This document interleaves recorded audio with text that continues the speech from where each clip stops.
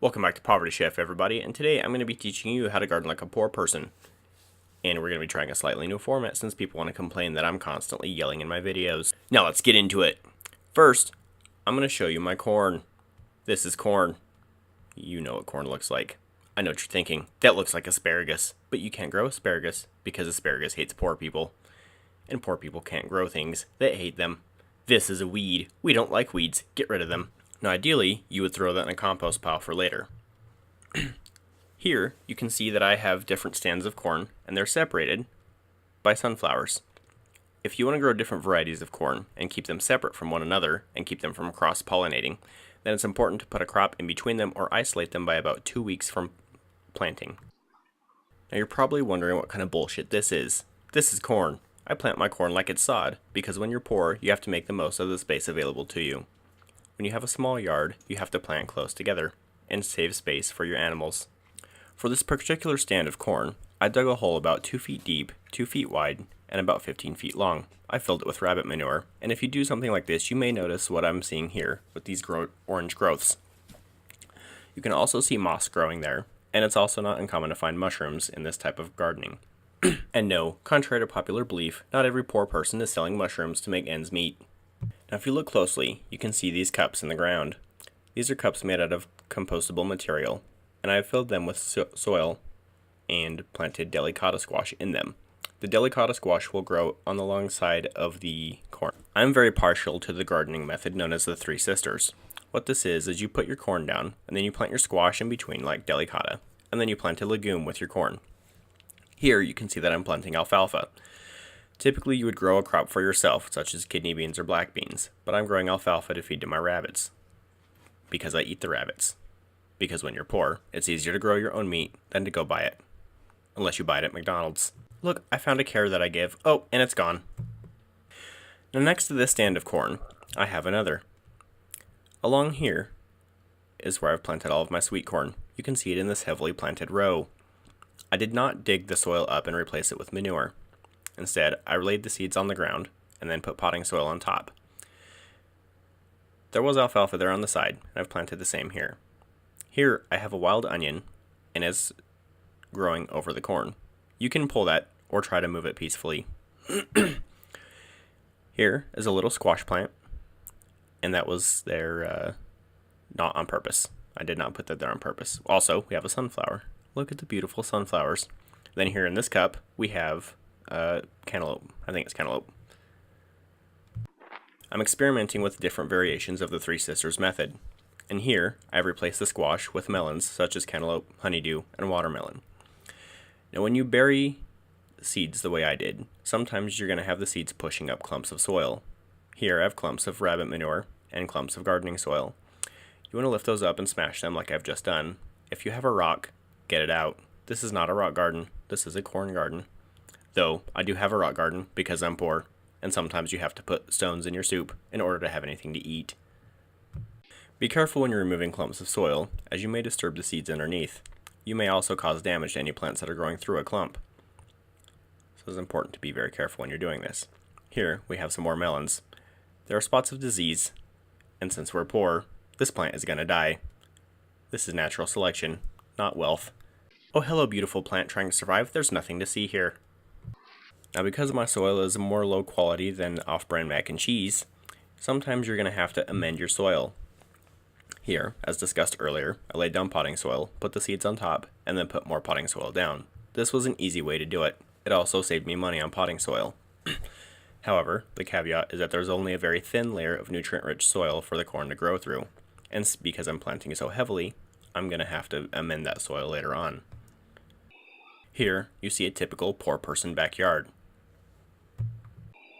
You can also see dandelions. Those dandelions are left there intentionally, as you can later feed them to your rabbits, or you can make tea or salad with them yourself. At some point in the future, I may do a video on how to make fertilizer as a poor person. Please don't flag this to the ATF. This is going to be natural, organic fertilizer, not chemical. I'll give you a brief synopsis here.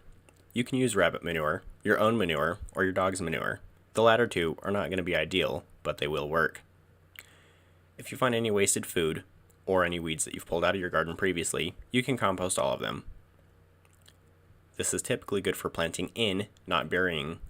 But if you do choose to bury, make sure you water adequately, as any water-soluble nutrients will drain down into the soil and then be available to the plants.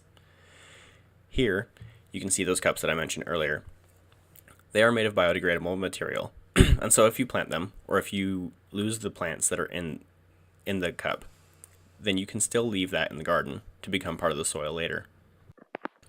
That hill on the left is the leftover sand from that trench that I dug for the corn previously mentioned. It's covered in wild onions, and this is another wild onion. You can see the bulb here on top is actually a cluster of flowers. This is called the fluorescence. Within a month, these flowers will be in full bloom and drop seed that I can plant later. Oh, hang on. You're in the wrong neighborhood, bitch! These wild onions are quite adept at growing in poor soil. My soil is made of nothing but sand. Here you can see some signs of disease, but otherwise most of the wild onions in this area are very hardy. You can pull them and eat them later if you want. Though they are resilient, constant cultivation of this area has damaged the population. So, I'm going to have to be careful. As you can see here, there are more flowers that are closer to blooming. They create large, beautiful purple puffs of flowers. I like them a lot, but they're not like tulips. But tulips are for rich people, so we have to settle for wild onions. In your typical trailer trash yard, you might find garbage like this. This is a burnt piece of wood. I don't know where it came from. Just kidding, I do. But I have found a use for them. Pieces of paper like this that delivered my seeds, or like the burnt wood from before, can be composted or at least added to the soil to provide nutrients. The burnt wood will release nutrients slowly.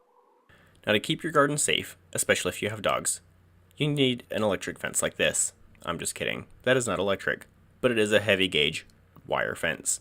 It's about 5 feet tall, and though my dogs can easily jump over it, they choose not to, because I'm going to beat their ass if they do. Here on this side of the garden, I have left it unprotected, but you can see 2 stands of what will be alfalfa.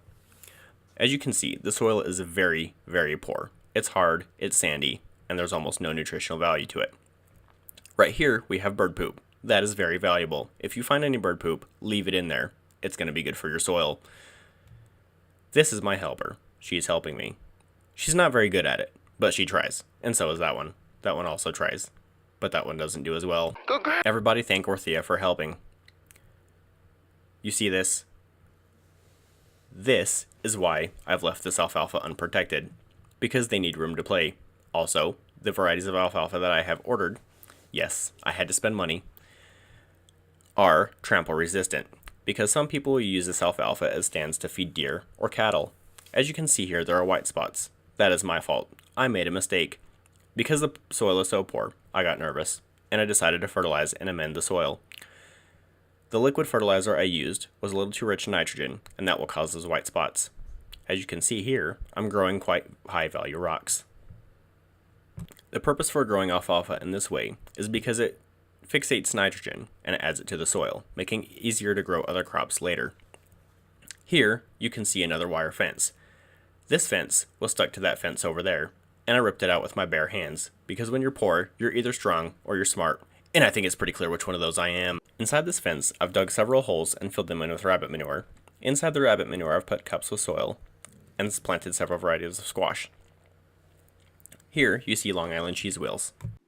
Pink seeds are chemically treated to prevent fungal infections. If they're uncovered as you see here, you can take clumps of soil and break them apart over the seeds to cover them up. This will aid in germination. I know what you're seeing here is familiar to some of you, but not to me, because I'm a virgin. Just kidding. That's how you're going to get away excess dirt off of the leaves. You want to do this early on to aid in as much sunlight as possible getting to the plant. Here, you see a stellar example of why you don't get impatient and plant your stuff too early, because it gets warm and your plants will germinate and then they will die, and you will be a failure at gardening like I am. Here, I'm going to have to replant my Atlantic giant pumpkins. And over here, I'm going to have to replant my powdery mildew-resistant butternut squash. My goal is to crossbreed all 3 of these varieties of squash to create a superior version. Superior version, not virgin. And here, you can see one of my helpers. She's bringing me sticks, because sticks are extremely useful. I'm not sure for what, but she seems to know. This is an expanded view of that area. Close to me is where the Atlantic giant pumpkins go. And then over there is actually where the Atlantic giant pumpkins go. And the original spot was where the butternuts went. By breeding them together, I hope to create a disease-resistant, larger version of the Atlantic cheese wheel. Now in your yard, at least in mine, you're going to find bottles like this. Why do poor people have bottles in their yard? It's so that their dogs can play with it, because you can't afford toys. In this area here, you can see the remains of a mess that I've recently cleaned up. It's because I had 2 buckets there, with holes in the bottoms, where I was trying to grow potatoes. This is the result. I tried giving the potato to my taste tester, and he disagreed with it. Potatoes are very easy to grow if you know what you're doing. I don't know what I'm doing. Here are my helpers, being very good at not helping. Potatoes also hate to be grown by poor people. Also, look at this dog shitting in my yard. Keep shitting on my yard, you disrespectful little shit. You're the reason I'm poor. Also, my neighbors like to drive 4-wheelers through my backyard. I guess I really am the poorest person in the neighborhood, since I don't have a 4-wheeler. They haven't germinated yet because I planted them late, but between where I had my potatoes last year and the fence that I showed you recently, you can see this trench here. I've got some squash coming up because I planted those prior to what I planted more recently. I planted a large number of sunflowers, alfalfa, and different varieties of squash. Now, if you're a super genius like me, you'll know that having trees on your property increases the value of your property. So here, I've taken rabbit manure and some slightly composted other materials, and planted several trees. I've planted a total of 5 trees. These trees are oaks, which is a hardwood. That means they're going to grow slowly, but they're going to be very strong and fairly wind resistant. Because they grow slowly, it's going to take a very long time for me to see any increase to my property value with these trees. However, I don't know what I was going to say next, and I don't feel like editing that out. Here, you can see a garden box. I have a garden box. This is my garden box. It's surrounded by a plastic fence, which doesn't do a very good job at keeping my dogs out, but it is at least a barrier to remind them that it will displease me. Here, I've planted radishes, and I've put my hand next to them and these carrots for you to have a scale. Here, at this side, I've planted zucchinis. It's important to note that any member of the genus Cucurbita that you plant next to each other, this includes zucchinis, pumpkins, and delicata squash, they can all interbreed with one another. So if you don't want hybrids, you're going to have to make sure to isolate them so that they don't interbreed. Here, my helpers are actually making themselves useful and digging holes. Too bad I needed you assholes to dig a hole last year and in a different area. Too late and too far away, but it's okay, because at least you're trying.